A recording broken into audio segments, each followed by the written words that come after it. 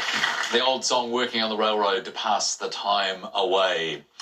Well, David, speaking of working, there's going to be lots of people probably this weekend out there working in the garden and enjoying that work, but dealing with a few different types of plants. One of those people won't be me. I do love a garden, but I don't necessarily love gardening. I do know what a trug is, those shallow baskets, and a trowel and a fork, and I know what some flowers are and where they come from. And actually, we get petunia quite regularly coming up on the show, don't we? And begonia and gadussia. So these flowers I know because they're handy sevens. But another flower is the philodendron, which has a wonderful backstory. The philodendron, and there's actually about 800 species or so, are the sort of showy-leafed, quite sheeny ornamental plant that twine their way up trellises and trunks. It actually comes from tree loving. Philos is loving in Greek, and dendron means tree. And the reason being is because they hug the tree, essentially, in this sort of eternal embrace. They're kind of the original tree huggers. They are tree huggers. They use the tree or the trellis for support and nutrients as well. Now, following with that dendron idea is rhododendron, which literally means rose tree. And that comes from, it's a heath plant, and it's in pink and purple and white, and includes the azalea, which comes from the Greek azaleos, which means dry. And that's why the azalea grows in particularly dry soil. So a very kind of Australian-friendly plant. Now, the last one, because I've told you what dendron means in Greek, that means tree, what do you think dendrochronology means? Well, it's got to be something to do with measuring time, with the chronology part and time and trees. Mm-hmm. My guess is it's something to do with the growth rings, you know, if you cut a tree and measure the growth rings? I'll tell you what, between Retsina mix and knowing exactly what dendrochronology means, that's right. It's measuring off the growth rings within a tree, usually in fossilised trees, to try and gauge the period with which they came from. Oh, so more the fossilised ones than perhaps living ones? Both, but look, you are a very promising apprentice, Richard. Thank you, David. Great words. And great scores at the moment because they're only one apart. Daniel is on 12. Carla is on 13. As we head for our next letters from you, Carla, please. Can I start with a vowel, please? Thank you. I. And another? E. And a consonant? T. Vowel, please? A. Consonant, please? N. And another consonant? R. And another consonant, please? D. And a vowel? O. And I might finish with a consonant. And last letter, F. Here's the clock.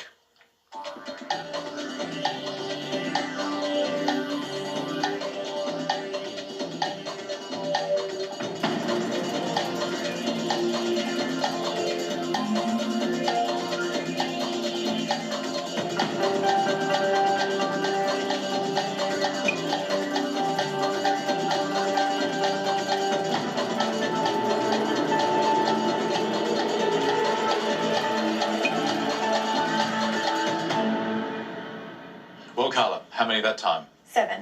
Daniel? 7 as well. Let's hear yours, please. Fainter. And your 7? Trained. They both sound good, David. Strained, trained. You're working well, Carla. And fainter is very good too. Good 7s. I thought we were going to get the Retsina again. An O came along, and that's rationed for 8. Nice find, David. Well done for Daniel and Carla, though. 7 each.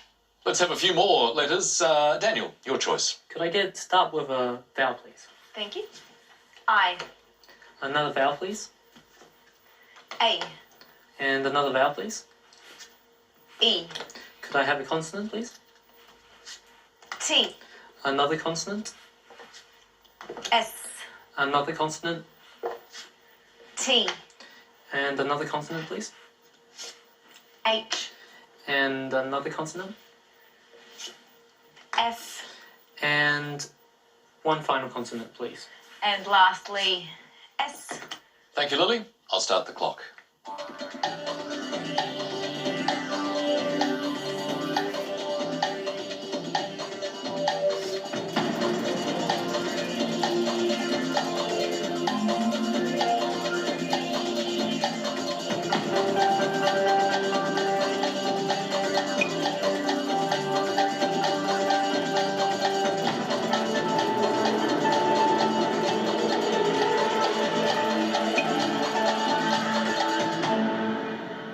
you go with that mix, Daniel?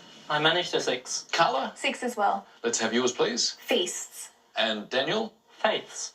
Couple of nice 6s, David. Well done. I love feasts because you can drop the E and there's fast, which is what you need to do to recover after a feast. Faiths is good and, in fact, quite ironic because the 8 I found was atheists. Oh, very nicely ironic, but well found. Good stuff.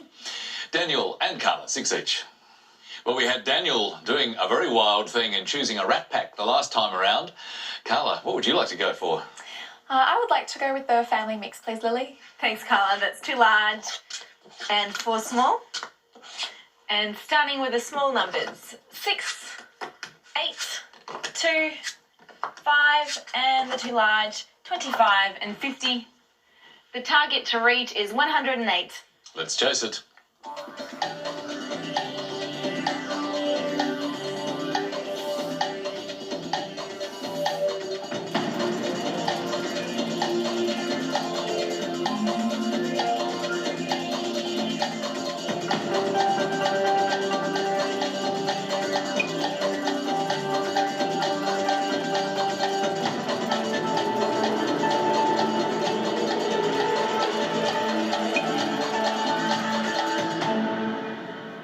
Well, there wasn't really too much chasing involved there. It was more a case of waiting for the clock to come around so we could announce what you'd done. Carla, I presume you're on 108? Yes, that's correct. And you too, Daniel? Same. Okay, well, Carla, tell us what you did. Okay. 50 times 2 is 100. 50 times 2 is 100. Plus 8 is 108. Plus 8 is 108. Well done. That's the way to go. Very straightforward. Daniel, same Exactly thing? the same method. Exactly the same. Would you just do the formalities?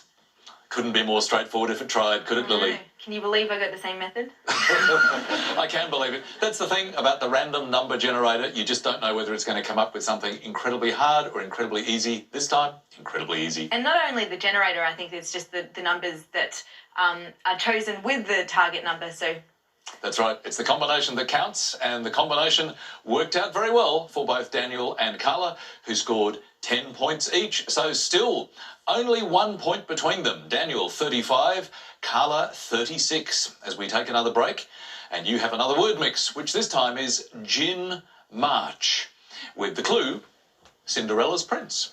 Back shortly.